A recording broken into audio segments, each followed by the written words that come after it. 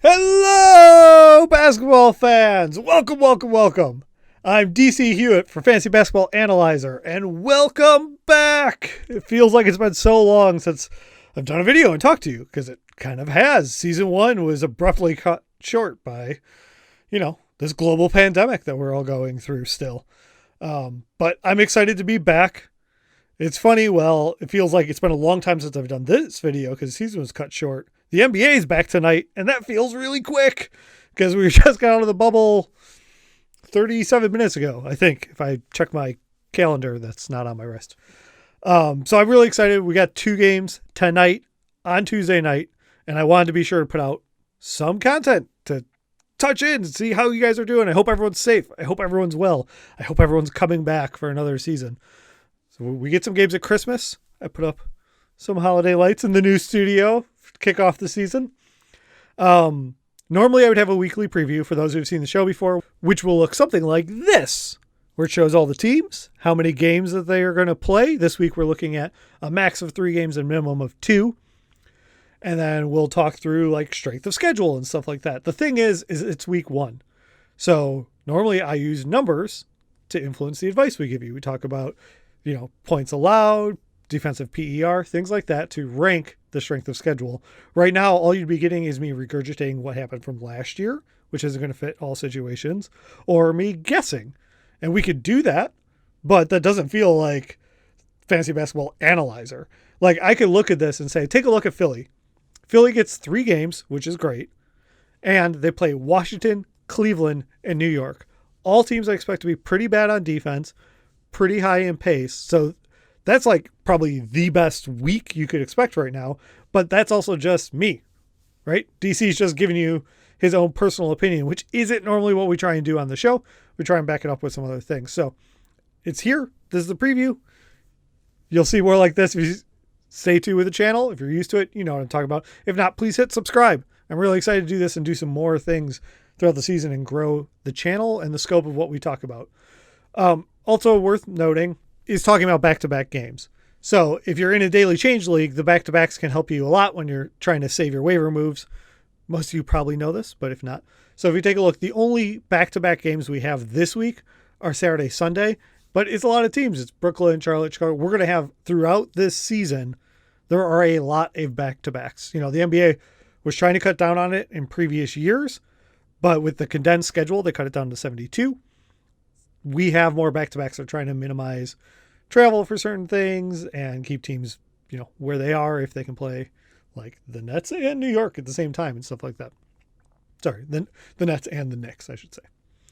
So that's going to affect certain like weekly lock leagues for sure. Our Kawhis, is LeBron going to get rest games? Giannis doesn't usually get rest games, but there's certain players that won't play on back-to-back, once Kemba comes back from injury, and an increased back-to-backs on the schedule is going to really change things for those of us who play weekly lock, which, as you may or may not know, is my preferred method, is head-to-head weekly lock, whether you're playing points or categories or whatever.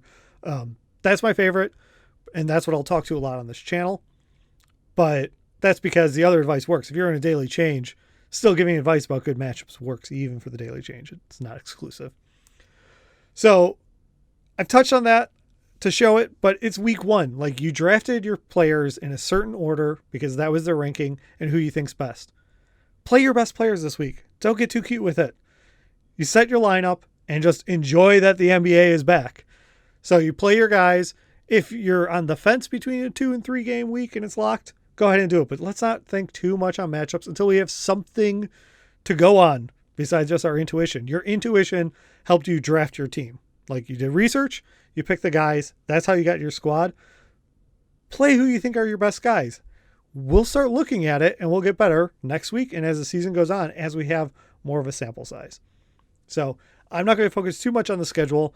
I just kind of want to give a preview of maybe some guys to flag who might be available on your waiver wire.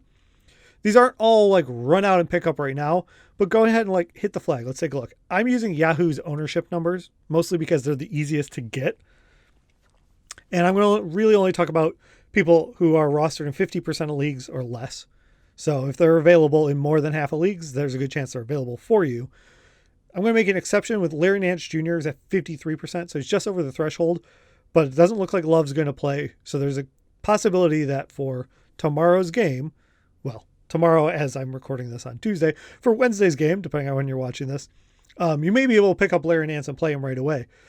You probably, if you didn't draft him, you might not have someone to cut for that. But if you did draft an injured player and you have an injured reserve spot, slip that player on down, whoever it is, Kemba, Porzingis, whoever, move them on down, grab Larry Nance Jr. and you can play him. Porzingis being fitting because they're going to be relatively the same position. Other players to take a look at. Darius Bazley has been picked up in a lot of leagues. He's rostered in exactly 50%, so he just barely makes this cutoff. Let's keep an eye on Melo. Melo's rostered in 49% of leagues, so he's available in about half. He's going to be coming off the bench, but that might work for him if he gets to lead the second unit there. He's going to be involved. It might just be a lot of points, but if you can get a free guy who's getting guaranteed minutes, and he definitely has a spot in that rotation there in Portland, he's going to be worth a look. I've got him on a couple teams. At 33% owned, Denny Avdia is definitely going on more teams. Now that Rui is going to be out for about 3 weeks, he's got pink eye, so he's going to be out. So Denny's likely going to be the starter. Worth taking a look at the rookie. Again, all of these people on the name, I'm not saying just cut someone for. If you can slide someone into injured reserve, go ahead and grab them. But I want these names, go check your waivers, flag them, because depending on whether you're playing with Fab or weekly locks or just first come, first serve on the free agent wire, which lots of basketball leagues do, you might want to jump on some of these guys if you see a big game come out early this week. So talking about Denny Avdia at 33%, but Aaron Baines is also 33, probably the starting center for Toronto. We'll have to see how that minute split works with him, Chris Bouchard. But you can get a center who's going to hit a lot of threes potentially, and that could be really valuable, and he's only rostered in 33% of leagues. If we want to go a little bit deeper, Kevin Porter Jr., I talked about Larry Nance Jr. on the Cavs, but Kevin Porter Jr., I don't know if people are just not interested in him, which is totally fine. He's rostered in 22% of leagues. Or if it's because he's listed as out. He was out for personal reasons, but he's expected to be back with the team and play. Out of the young prospects on the Cavs, not talking fantasy, just for basketball, Kevin Porter Jr. might be the player I'm most interested in right now in developing him better. I'm a little bit doubting the guards. Even though I would take Sexton and I'd take Drummond ahead for fantasy purposes, but that's why they aren't on this list. They are rostered in more leagues. But Kevin Porter Jr. is listed as out, so you could pick him up and put him in an injured reserve spot if you have an injured reserve. And he's not really injured. 22%, it's worth a flyer as long as you don't have to cut anyone, because it might be nothing. We don't know how the minutes are yet there. And then going truly deep, Daniel House is rostered in 18% of leagues. He, at least for Yahoo, he's got power forward eligibility, and he's probably going to hit a lot of threes. He's been named to the starting lineup for Houston. Houston's released the starting lineup that he's going to start over Eric Gordon.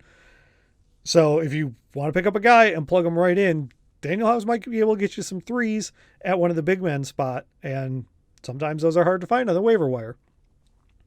So I rambled at you fast. This is kind of just to be the exciting season kickoff. I'm excited for the games. We'll be back all season long talking more and more. We'll get some numbers as they start coming in. You can follow me on Twitter at @BBallAnalyzer. We'll be covering DFS, and I'm open to any suggestions. Anyone out there, please leave a comment. Things you're interested in.